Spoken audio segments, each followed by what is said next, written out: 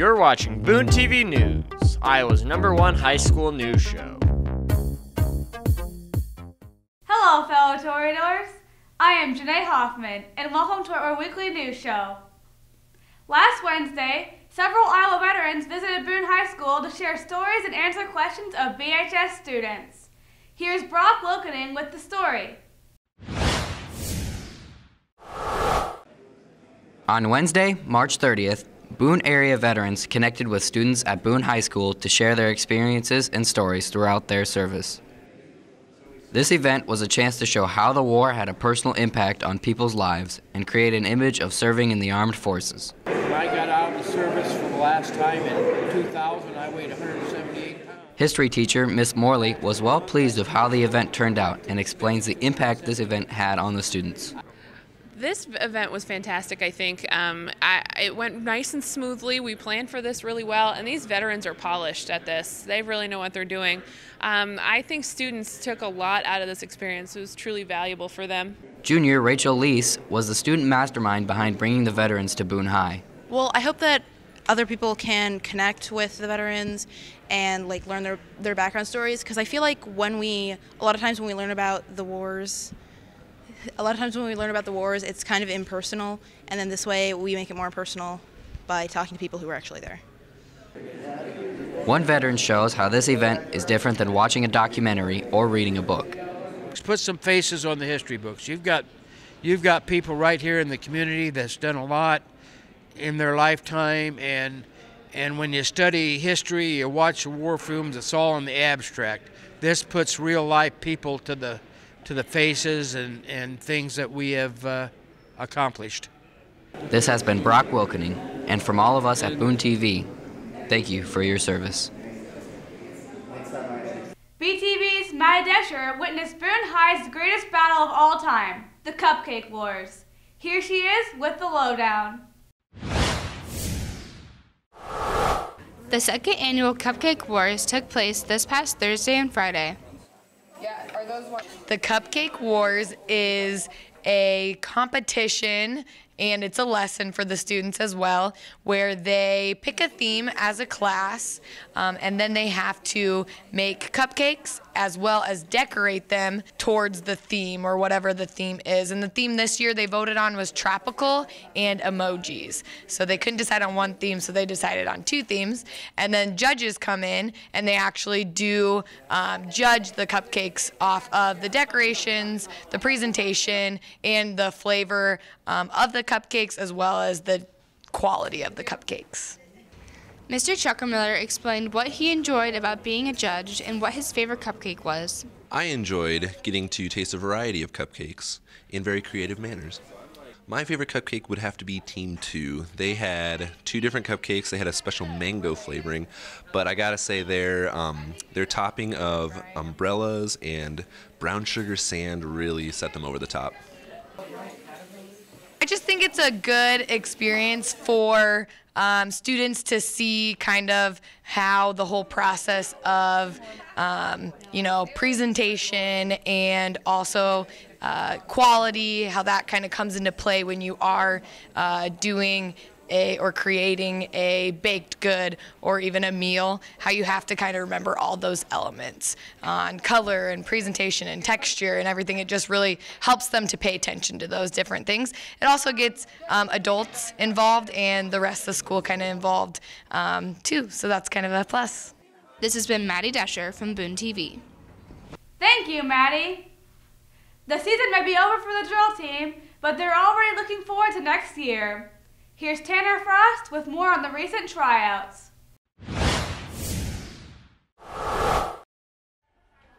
This past Wednesday, the Boone High drill team held their annual tryouts for their 2016-17 squad. Last year, a successful run at state with a considerably young team shows great potential for the next year. The senior girls returned to help out with the team and critique newcomers as well. Junior member Maddie Neely strives to be a team leader, acting as the only senior girl on next year's squad. Well, I'm hoping we'll have a lot of practices and we'll work really hard to improve our dance abilities. Coach Mary Bain is leading the squad once again this year and wants to compete just as much as her girls. The upcoming season is so exciting because we have so many new faces, and the girls that are returning have the best attitude. They love the school, they love to dance, they love the energy, and I think it's going to be really fun.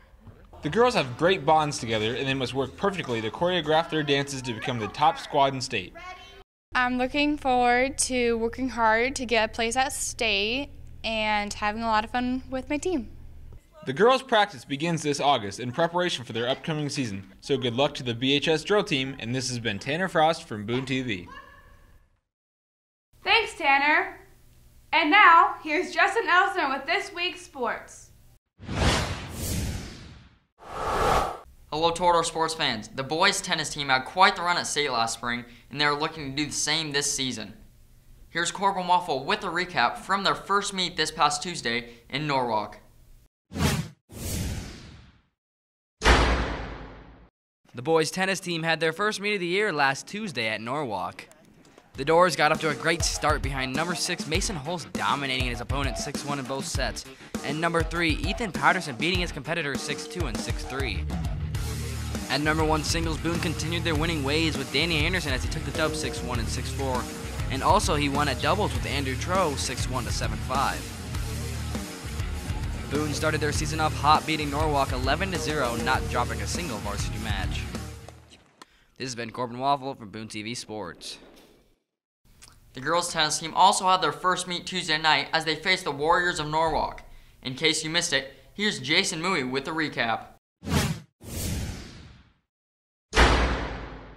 This Tuesday, the girls' varsity tennis team hosted the Norwalk Warriors at McCoe's tennis courts for their season opener.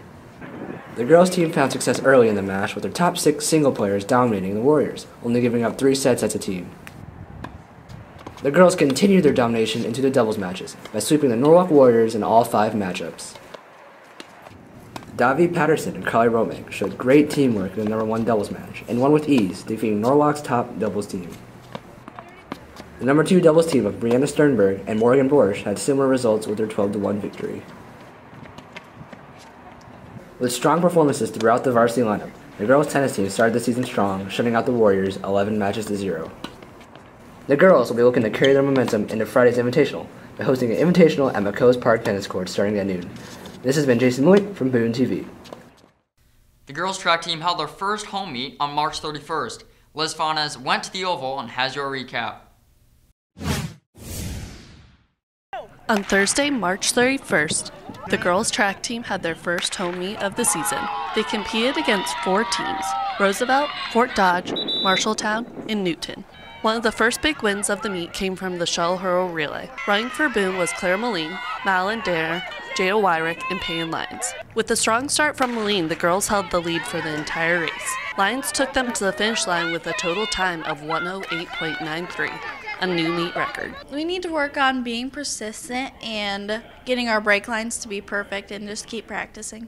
Diana Slight kept the wins coming, taking first in both the 100-meter dash and the 400-meter dash. Shooting off the block in the 400, Slight pulled ahead of her competitors within just a few strides. I knew that it was going to be tough and there was some good competitors that were going to be there, but I feel like we did good and kept up. Also placing for Boone was Claire Sandvig in discus and Claire Moline on the 100-meter hurdles.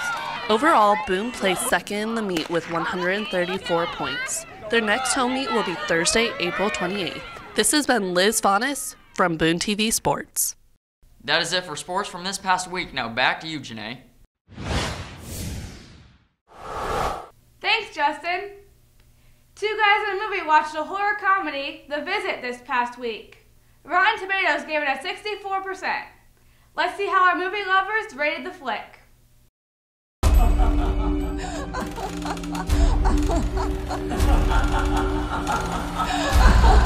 Nana, you okay? Hey Boone High, we are 2 guys in a movie back with our weekly review. This week, we decided to get scared and push ourselves past our naturally cowardly limits. This week's review is of the creepy horror film, The Visit.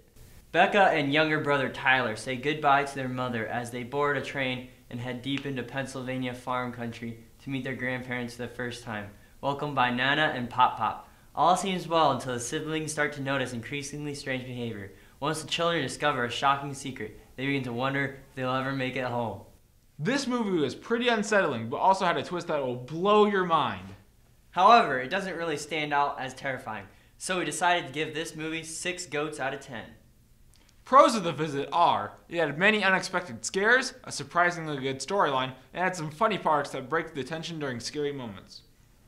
Cons were that some parts could be very confusing and weird to understand. There were also some very disgusting parts that I don't think were needed. I never would have considered the premise of this movie scary, but it pulled off pretty well. Kill your grandparents? Nice!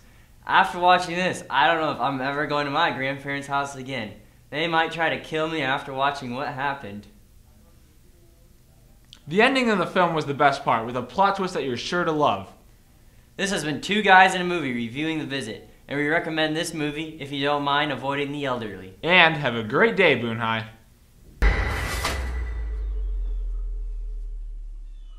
Would you mind getting inside the oven to clean it? Stop! Nana, stop! Great job, guys. What's hot this week? We would not have a clue if we didn't have Alex Carey to keep us in the know. Without further ado, here's what's trending. Hi, neighbor. Very good to see you again. I'm Alex Carey, and this is what's trending. This past Sunday was The Walking Dead Season 6 finale. This suspenseful installment was sure to give answers to all the questions from the Season 6, right? Well, the episode ends with a cliffhanger for the ages, with the closing part featuring someone getting killed. But who? Daryl. Glenn. Carl. Glenn.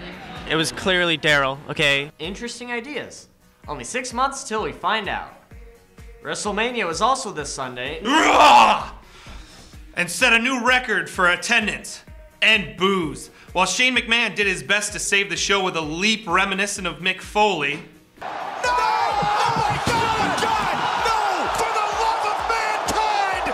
Nothing could stop the booze from raining down on Reigns' victory. Nice work, WWE. Yet another reason to watch Lucha Underground. And now, here are 5 items trending in 10 seconds. The American Country Music Awards were Sunday. The 2016 MLB season began Monday. Villanova basketball won the tournament, which means number 5, I won my bracket pool. That's it for this week. Please check back next week for what's trending. I'm out. Thanks, Alex. And thank you for watching this week's news show. Check back next week for all the latest at BHS. In the meantime, you can watch and read all of our stories at BooneTV.com. And now, before we go, let's see what kind of rock stars are in BHS in Question of the Week. Question of the Week! Question of the Week!